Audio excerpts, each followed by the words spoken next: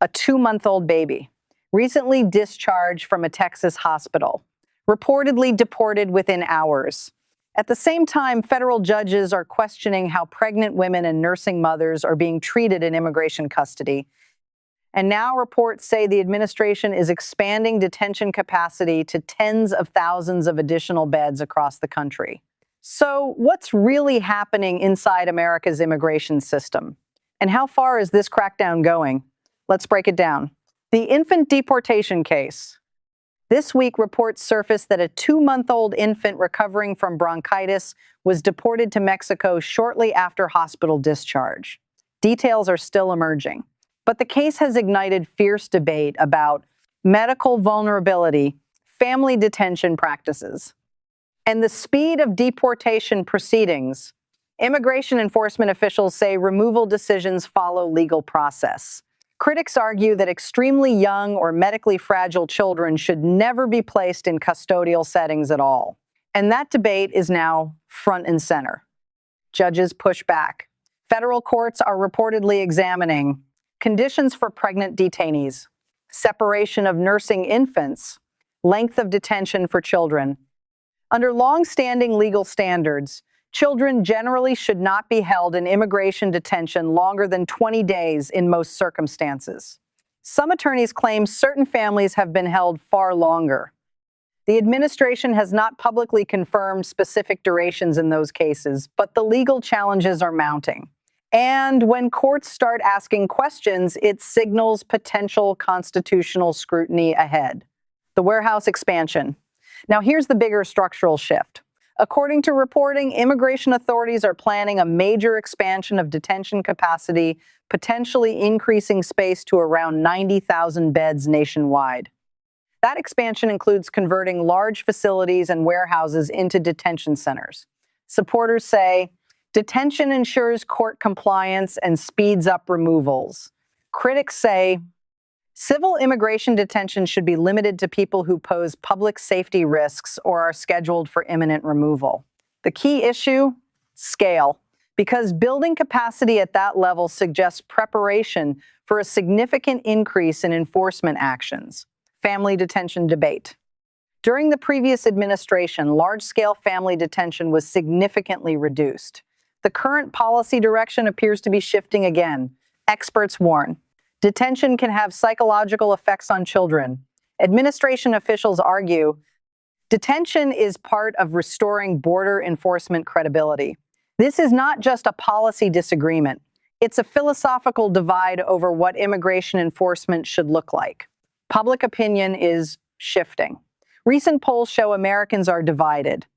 Some voters prioritize border security and faster removals. Others are increasingly concerned about humanitarian standards and family treatment. Local communities in several states have begun organizing against new detention facility construction. And that public pressure could shape how aggressively expansion plans move forward. 3 possible developments.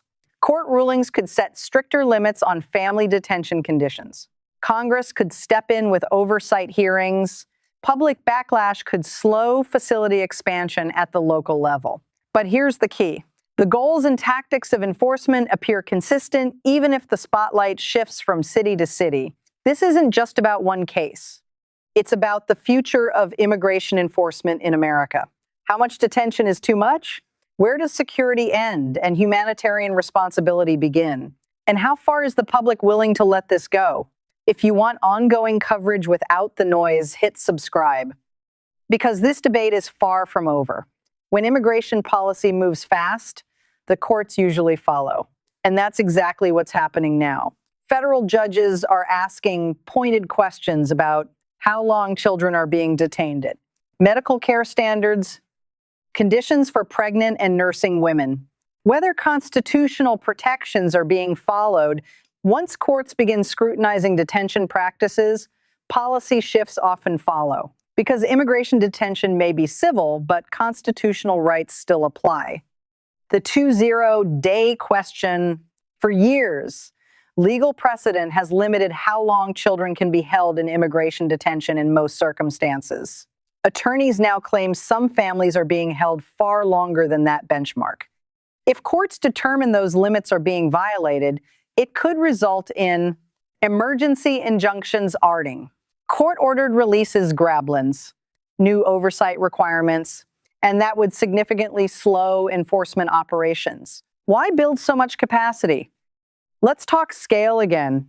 If detention capacity expands toward 90,000 beds nationwide, that signals something important. The administration expects a sustained rise in detentions. Supporters say more beds mean faster case processing and fewer releases. Critics say expanding detention normalizes holding families instead of pursuing alternatives like supervised release programs. And here's the deeper issue. Detention infrastructure, once built, rarely shrinks quickly. The political calculation: immigration is consistently one of the most emotionally charged issues in American politics. For the administration, a hardline enforcement approach energizes parts of its base. But images or reports involving infants, pregnant women, or prolonged child detention can quickly shift public opinion. The political risk is perception, because in the modern media environment, one viral case can redefine the entire narrative: public opinion and community pushback. In several communities, residents are already organizing against proposed detention facility expansions. Local governments have influence over zoning, development approvals, and contractor agreements. That means this debate won't just happen in Washington. It will play out city by city. And historically, sustained local opposition can delay or even block federal facility projects. Congressional hearings are likely. Advocacy groups are preparing legal challenges. Civil rights organizations are monitoring conditions closely. The question is no longer just about enforcement. It's about accountability, transparency, and the long-term direction of immigration policy. Immigration policy swings dramatically depending on who is in power. But large structural expansions like detention capacity can outlast any single administration. That's why this moment matters. Because once systems scale up, reversing them becomes far more difficult.